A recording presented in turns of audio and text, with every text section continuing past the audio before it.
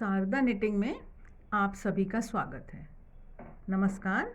आइए, आज का वीडियो ये थर्ड पार्ट है। इससे पहले भी हम पार्ट 1, पार्ट 2, वीडियो नंबर 88 और वीडियो नंबर 89 इन दो वीडियो में अंग्रेज़ी में यूज़ होने वाले टर्म्स को, जो बुनाई की टर्म्स हैं, उनको हिंदी में समझा था हमने, उनका हिंदी में अनुवाद जैसा किया था। आइए उसी कड़ी में आज हम आगे चलते हैं। तो हमने बताया था एक वहाँ YF यार्न फॉरवर्ड, ऊन को अंदर की तरफ लाना। तो इस YF को WYIF भी लिखा जाता है, with yarn in front. Yarn का मतलब ऊन हो गया। तो जैसे कि हम बुनाई कर रहे हैं, तो इसमें जब हम ऊन ये इधर की तरफ लाते हैं, इसको विद यार्न इन फ्रंट हो गया। जो ये दिशा हमारी तरफ है इसको फ्रंट मानते हैं, और जो ये पीछे की तरफ है इसको बैक मानते हैं। इसी तरह से YB हमने देखा था, यार्न बैक, इसको WYAB भी लिखा जाता है, विद यार्न एट बैक। ये तो हमारा फ्रंट में था, ये हमने बुन दिया तो ज़्यादातर हमारी जाली बनती है। अब जैसे हम ये बुन रहे हैं और अगर हमको ये ऊन को जब बाहर की तरफ ले जाना होता है तो इसको WYAB with yarn at back भी बता दिया जाता है। स्टॉकिनेट स्टिच ये हमने उस दिन देखा था, लेकिन ये ST लिखकर भी दिखाया जाता है। अगर कहीं सिर्फ ST लिखा है तो इसका मतलब हमको साधारण एक लाइन पूरी सीधी बुननी है और दूसरी लाइन पूरी उल्टी बुननी है। जैसे कि हम स्वेटर बुनते हैं जिसमें एक दिशा में हमको ऐसे दिखाई देता है और दूसरी तरफ हमारा ऐसे बुनाई आती है, तो ये ST लिखकर स्टॉकिनेट स्टिच बता दिया जाता है। अब ये हम देखते हैं YO, यार्न ओवर, ऊन को सलाई पर लपेटना। तो यार्न ओवर का दो तरह से यार्न ओवर होगा। जैसे हम ये सीधा फंदा बुन रहे हैं और हमको अगला फंदा सीधा ही बुनना है, तो ये हम ऊन को इस तरह लपेटते हैं तो ये सलाई पर हमारी ऊन लिपट जाती है और ये यार्न ओवर हो गया। लेकिन यदि हमको अगला फंदा उल्टा बुनना है तो हम इसको ऊन को अंदर की तरफ लाएंगे और फिर इसको पूरा लपेटेंगे, तब ये हमारा यार्न ओवर होता है। एक बार फिर से देख लेते हैं कि हम बुन रहे हैं और हमको अगला फंदा उल्टा बुनना है, तो हमको ऊन इधर से लाकर पूरा ऐसे घुमाना पड़ेगा और इसको हमें, ये हमारा यार्न ओवर होगा। इस तरह से यार्न ओवर ये दो तरह से हुआ। हम बुनाई में डिज़ाइन में अक्सर लिखा हुआ देखते हैं कि D लिखा होता है या L लिखा होता है। तो ये रंग की बात है, कलर की बात है। जब दो रंग का डिज़ाइन होता है तो उसको डार्क, D से DAR की डार्क लिखकर बता दिया जाता है, और L बताने से LIGHT लाइट, हल्का रंग, गहरा रंग और हल्का रंग। लेकिन इसको दूसरी तरह से भी बताते हैं कि जैसे A और B, A का मतलब हो गया एक रंग और B का मतलब दूसरा रंग, और अगर A से ज़्यादा रंग हैं तो उनको ABCD बोलकर लिखकर हम समझते हैं कि ये चार रंग की बात हो रही है। तो इस तरह से हम रंग की बात को समझें।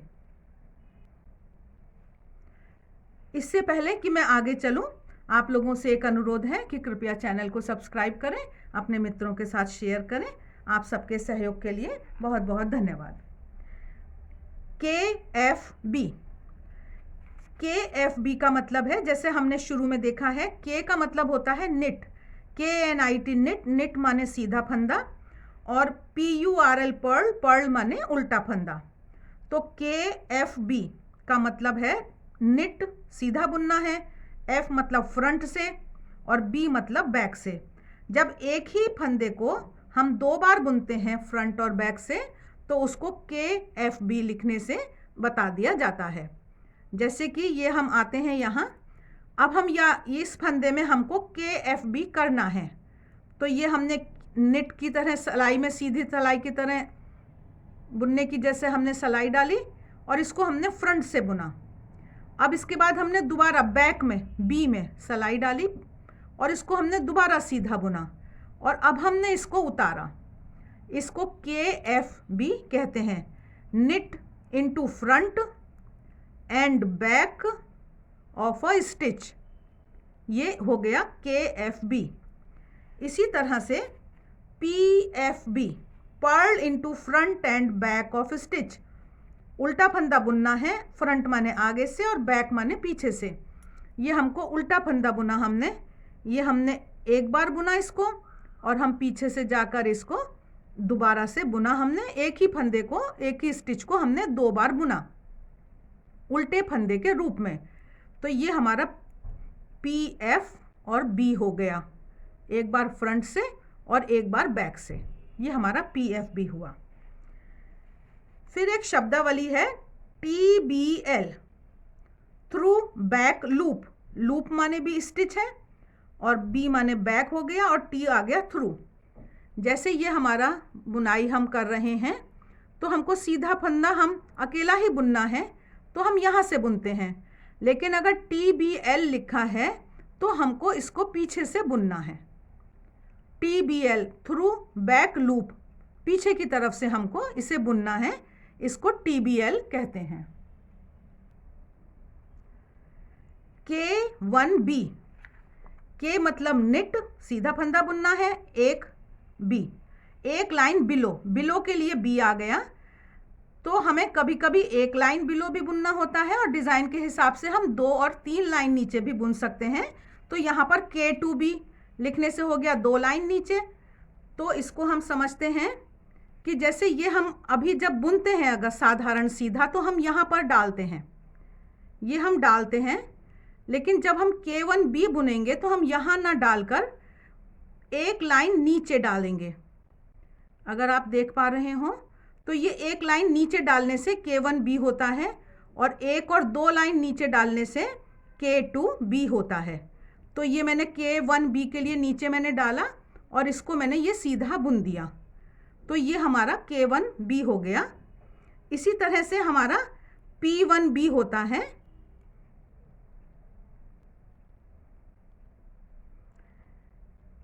साधारण उल्टा फंदा, साधारण P1 हम ऐसे बुनते हैं, पर्ल 1 हम ऐसे बुनते हैं, लेकिन जब P1B होगा तो हम सलाई से सलाई टच नहीं कराएंगे, सलाई से सलाई छूते हुए फंदा नहीं बुनेंगे, एक लाइन नीचे जाएंगे। ये जो अगला नीचे वाला छेद है उसमें हम नीचे जाते हैं, इसको P1B हो गया। एक लाइन नीचे हमने P1B बुना और अगर हम 2 लाइन नीचे जाएंगे तो ये P2B होगा। इसी तरह से K1B, P1B या K2B और P2B बुना जाता है। LACE, less. लेस डिज़ाइन का मतलब होता है जाली वाले डिज़ाइन। जिन डिज़ाइनों में जाली पड़ी होती है, छेद छेद वाले जो डिज़ाइन होते हैं उसको लेस वाले डिज़ाइन कहते हैं। Cable, CABLE, cable. कुछ बहनें इसको पलटने वाली बुनाई भी कहती हैं, कुछ मछली वाली बुनाई भी कहती हैं, जिसमें ये फंदे पलटे जाते हैं। इस तरह से आप देख पा रहे होंगे इसमें। फिर हम देखते हैं इसमें, तो इस तरह की बुनाई को केबल पैटर्न कहते हैं। ये बहुत तरह से होता है और ये देखिए जैसे इसमें हमने उसके दोनों तरफ इसको गार्टर स्टिच बुना है और फिर इस तरह से डिज़ाइन बनाया है। तो ये इस तरह के डिज़ाइन को, ये वाला जो डिज़ाइन है इसको केबल पैटर्न कहते हैं, केबल वाली बुनाई कहते हैं। FAIR, फेयर, ISLE, लेकिन इसको ISLE को आयल बोलते हैं। फेयर आयल बुनाई जो होती हैं वो इस तरह की कुछ बहुत बहुरंगी डिज़ाइन कह सकते हैं, जिसमें क्रॉस स्टिच, जैसे हम क्रॉस स्टिच डिज़ाइन कढ़ाई में डालते हैं उसी तरह के डिज़ाइन को हम बुनाई में डाल सकते हैं। तो ऐसे डिज़ाइन जो होते हैं उनको फेयर आयल डिज़ाइंस कहते हैं। ये स्वेटर में, बच्चों के स्वेटर में, बड़ों के स्वेटर में, सब में अच्छे लगते हैं। तो ये हमारे फेयर आयल डिज़ाइन की बात हुई। आइए अब वीडियो के लास्ट में ये 2 शब्दावली और समझते हैं। 2L, T2R। अब T से आप ट्विस्ट मान लीजिए, दो फंदों को हमें ट्विस्ट करना है लेफ्ट साइड में। L का मतलब लेफ्ट साइड में और R का मतलब राइट साइड में। तो ये देखिए, ये जो पहला वाला है ये T2L किया है, हमने ट्विस्ट किया है, तो ये हमारा लेफ्ट की तरफ गया। और ये जो दूसरा वाला है ये हमारा राइट की तरफ आया है, ये T2R है। इसके दोनों तरफ यहाँ पर हमने ये गार्टर स्टिच बुना है, तो हमने उल्टे उल्टे फंदों को बुना है दोनों तरफ से, और ये बीच के फंदे फ्रंट में सीधे बुने गए हैं और पीछे की तरफ से उल्टे बने गए हैं। तो अब हम इसको T2L करके देखते हैं। T2L जो होता है, ये हमने साइड के फंदे बुने अपने। ये है निट, के का मतलब knit, knit into back of second stitch. दूसरे फंदे के पीछे से हमको सीधा एक बुनना है। तो ये दो फंदों में हमको ट्विस्ट करना है लेफ्ट साइड में। तो हम पहले पीछे दूसरा जो फंदा है उसमें हम डालेंगे पीछे से, इसको हमने ये सीधा बुना। फिर